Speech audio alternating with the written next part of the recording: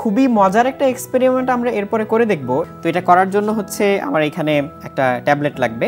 তো আমি এখানে একটা ভিডিও প্লে করব এখন। ওকে। কিন্তু এই ভিডিওটা আমি এমন ভাবে প্লে করব তোমার কাছে মনে হবে এটা একটা হলোগ্রাফিক ভিডিও। আমি এইখানে ছোট্ট একটা স্ট্রাকচার তৈরি করে নিয়েছি, এটা হচ্ছে ট্রান্সপারেন্ট পেপার দিয়ে। তো আমি এটা এখানে রাখবো, এটা রেখে তারপর আমি ভিডিওটা প্লে করব। ওকে। ভিডিওটা প্লে করার পরে তুমি দেখবে যে এখানে কি হয়। এমন ভাবে এটা আমি তৈরি করেছি যাতে 45 ডিগ্রি অ্যাঙ্গেলে এটা থাকে।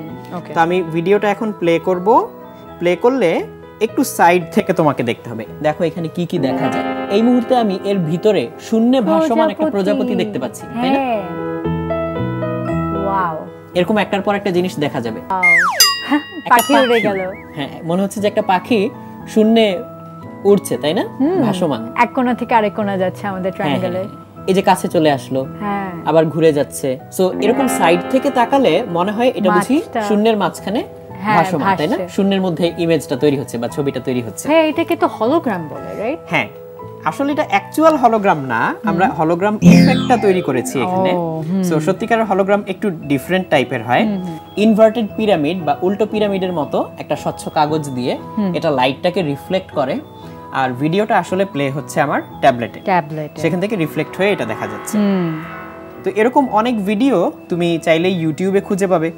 সেখান থেকে ভিডিওটা প্লে করে তার উপরে হচ্ছে এই উল্টো পিরামিডটা রাখলে, তখন তুমি যদি ঘরের লাইট কমিয়ে দিয়ে এক সাইড থেকে এরকম করে দেখো, তাহলে খুব স্পষ্ট করে এখানে তুমি শূন্য ভাসমান ছবিগুলো দেখতে পাবে যে ভেসে আছে। বাট ভাইয়া, প্রিন্সিপালি এটা কিভাবে কাজ করছে? আমি এর পিছনে একটা কালো কাগজ ধরি, তাহলে এটা আরো সুন্দরভাবে দেখা যাবে। যেমন এই মুহূর্তে একটা শার্ক দেখা যাচ্ছে এখানে, তাই না? তাহলে আসলে যেটা হয়, ভিডিওতে যে ইমেজটা প্লে হচ্ছে বা ছবিটাকে দেখাচ্ছে, সেইটা এখান থেকে রিফ্লেক্ট হয়ে সোজা এমন ভাবে গিয়ে আমাদের চোখে পৌঁছায়, আমাদের কাছে মনে হয় আলোটা বুঝি মাঝখানে এখানে কোথাও থেকে আসে। এই জন্য মনে হয় যে অবজেক্টটা বোধহয় মাঝখানে শূন্যে ভাসমান এরকম একটা জায়গায়। সো এইভাবে আসলে ও রিফ্লেকশনের মাধ্যমে এই হলোগ্রাম ইফেক্টটা তৈরি করে। ওয়াও! যেমন এখন দেখতে পাচ্ছ একটা জেলিফিশের মতো দেখা যাচ্ছে, জেলিফিশটা নড়ে চড়ে বেড়াচ্ছে, খানিকটা আগুনের মতো। এখন একটা আগুনের শিখা দেখা যাচ্ছে, তাই না? এটাকে সাইড থেকে দেখলে মনে হবে পুরো মনে হচ্ছে যে বাতি থেকে আগুন জ্বলছে। সো এরকম ইফেক্ট তুমি এর মাধ্যমে ক্রিয়েট করতে পারবে। ওয়াও! তো এটা তুমি এরকম ট্যাবলেটের উপরে রেখে তো করতে পারবেই, একটু যদি বড়সড় স্ক্রিনওয়ালা মোবাইল ফোন হয়, মোবাইল ফোনের উপরে রেখেও তুমি এটা করতে পারবে।